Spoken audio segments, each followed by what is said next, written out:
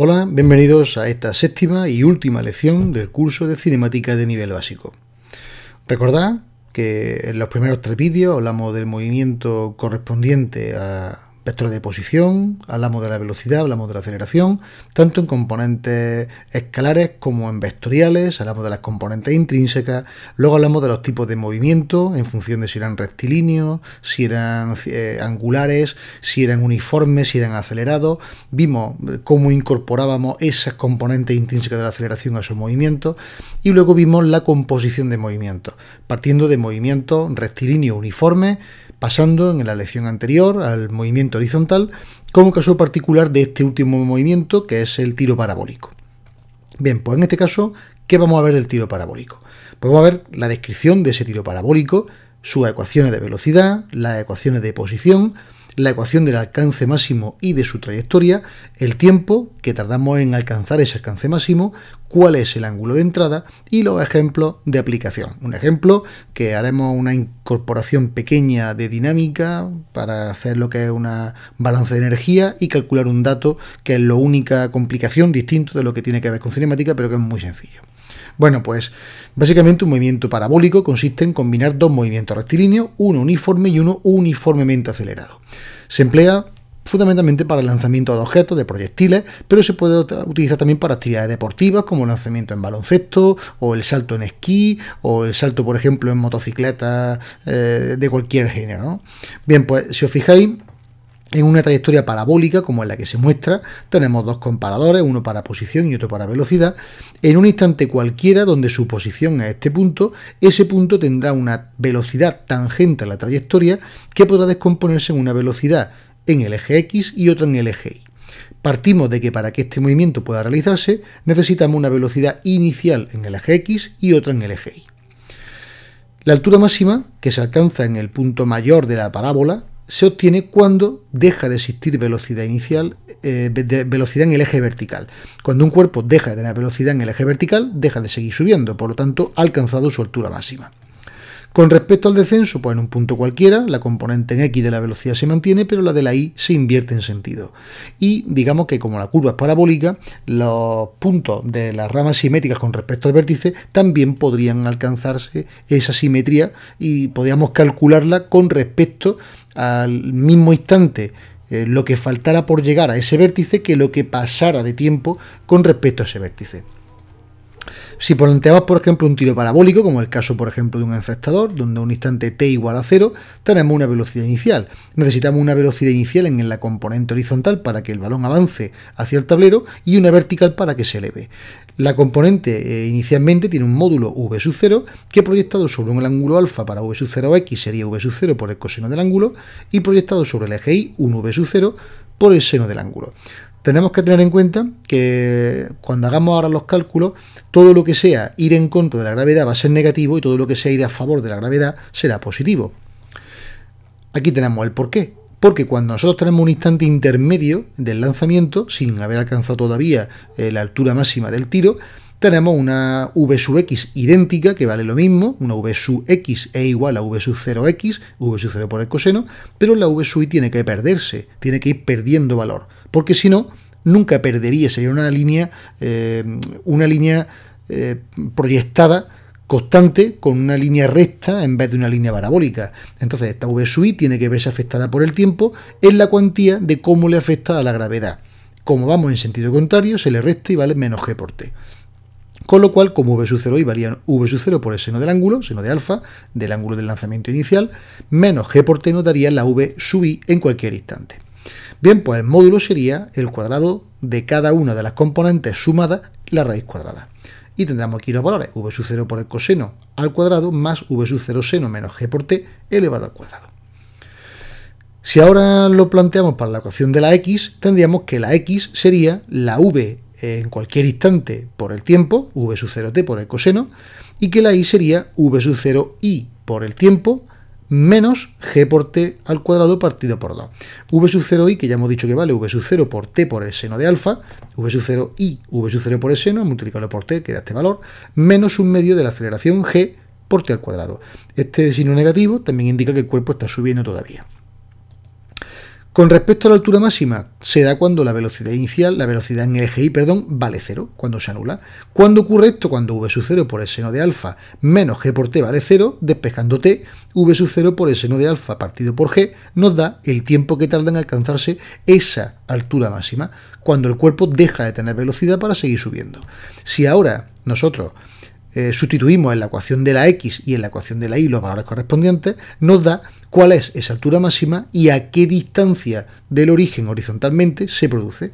Bueno, pues empezando por la x, tendríamos que, como hemos dicho, que es v sub 0x por t, y v sub 0x era v sub 0 por el coseno, pues v sub 0 por el coseno por t, donde t vale v sub 0 seno partido por g, nos quedaría v sub 0 por v sub 0, v sub 0 al cuadrado, y seno de alfa por coseno de alfa sería la mitad del ángulo doble, del seno del ángulo doble, con lo cual nos quedaría partido por 2g. Con respecto a la y máxima, bueno, pues tendríamos que la expresión la hemos calculado anteriormente, v sub 0 por el seno por t menos un medio de gt cuadrado, donde la t y la t cuadrado valen respectivamente v sub 0 seno partido por g y v sub 0 seno partido por g elevado al cuadrado. Si operamos adecuadamente, nos quedaría v sub 0 al cuadrado seno cuadrado, aquí v sub 0 al cuadrado seno cuadrado, aquí nos quedaría 2g de hacer la simplificación y aquí nos queda una g. Con lo cual, como esto sería el mismo numerador, v sub 0 cuadrado seno cuadrado del ángulo, y aquí tendríamos en el denominador g y un medio de g, nos quedaría finalmente v sub 0 cuadrado seno cuadrado de alfa partido por 2g la altura máxima. Con respecto al alcance máximo, bueno, pues el alcance máximo se da cuando dejamos de tener cota vertical, es decir, cuando la y vale 0. Luego, si v sub 0 y por t menos un medio de gt cuadrado vale 0, t valdrá 2v sub 0 seno partido por g. Si ahora este tiempo me lo llevo a la ecuación de la x, nos va a dar la x máxima porque es el mayor espacio posible recorrido en el máximo tiempo que el cuerpo está sin tocar el suelo. Y eso ocurre cuando v sub 0 por t por el coseno, donde t vale este valor, alcanza el valor final, haciendo la operación, de v sub 0 al cuadrado por el seno del ángulo doble partido por g. Porque esto quedaría en definitiva, como esto es 2 seno coseno, nos queda seno de 2 alfa. V sub 0 por v sub 0, v sub 0 al cuadrado, y la g queda inalterable. Nos queda la ecuación de la trayectoria. Para ello, como siempre, nos vamos a la ecuación de la posición horizontal y luego sustituimos el tiempo en la ecuación vertical. Como x es v sub 0 por t por el coseno del ángulo, nos quedaría que t es x partido por v sub 0 coseno de alfa. Lo que estamos haciendo en la trayectoria es pasar de dos ecuaciones temporales, x en función de t y en función de t, a una ecuación cartesiana donde la y es función de la x.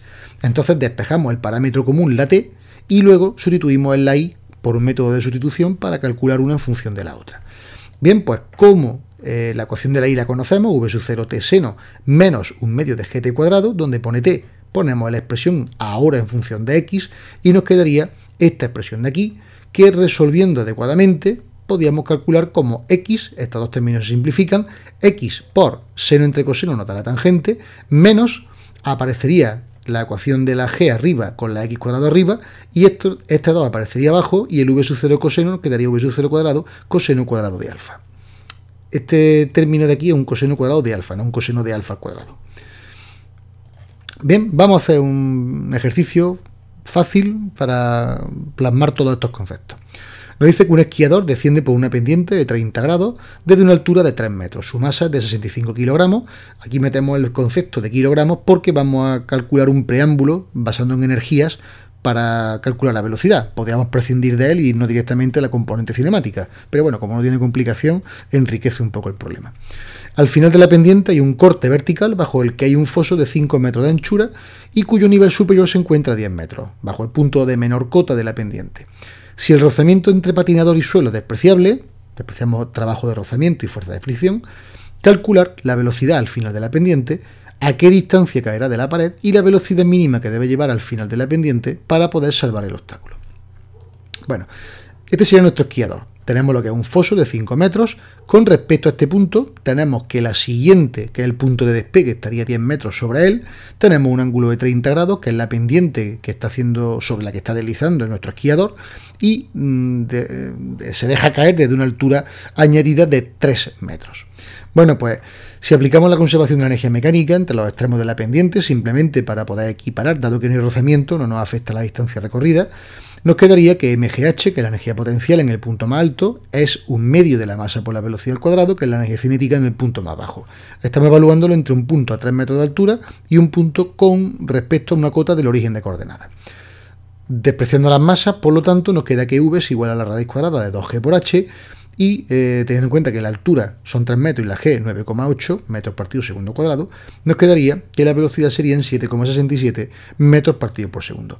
Decía que este punto, este párrafo A, podíamos haberlo prescindido si hubiéramos prescindido de toda la parte de energía, porque podríamos irnos a un problema puro de cinemática diciendo que en este punto el arranque es de 7,67 metros por segundo, pero con un ángulo de 30 grados sobre el horizontal, digamos, medido negativo en el cuarto cuadrante. Bien, aquí se ve más intuitivamente cómo se produce el avance de movimiento.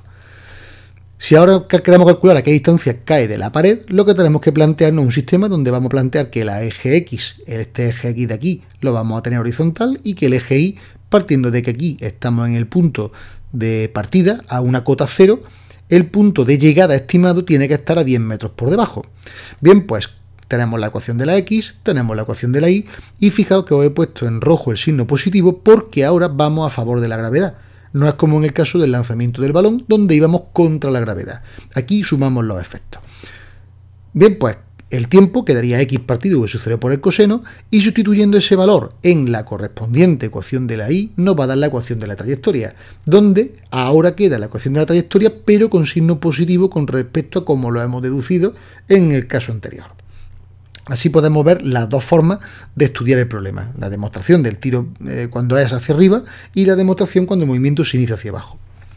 Bien, pues sustituyendo y haciendo 10 la componente vertical, porque estamos partiendo de un punto a una altura de 10 metros, el punto que estamos estudiando, quedaría a x por tangente de 30, que es el ángulo de salida con el que estamos saliendo de la pendiente, más 9,8x al cuadrado, 2 por 7,67, que es la velocidad que hemos calculado, elevado al cuadrado, por el coseno de 30 elevado al cuadrado. Fijaros que, como vuelvo a decir, que este ángulo no es el ángulo lo que se eleva, sino la magnitud coseno la que se eleva al cuadrado. Bien, ¿qué ocurre aquí? Cuando yo calculo esta x, como es una ecuación de segundo grado, me van a dar dos valores, lógicamente. Un valor positivo y un valor negativo, seguramente. El negativo no tiene ningún sentido físico, y el positivo tenemos que ver si supera los 5 metros. Si supera los 5 metros, quiere decir que desde esta altura, con esa velocidad y con esa inclinación, el esquiador aterriza fuera del foso.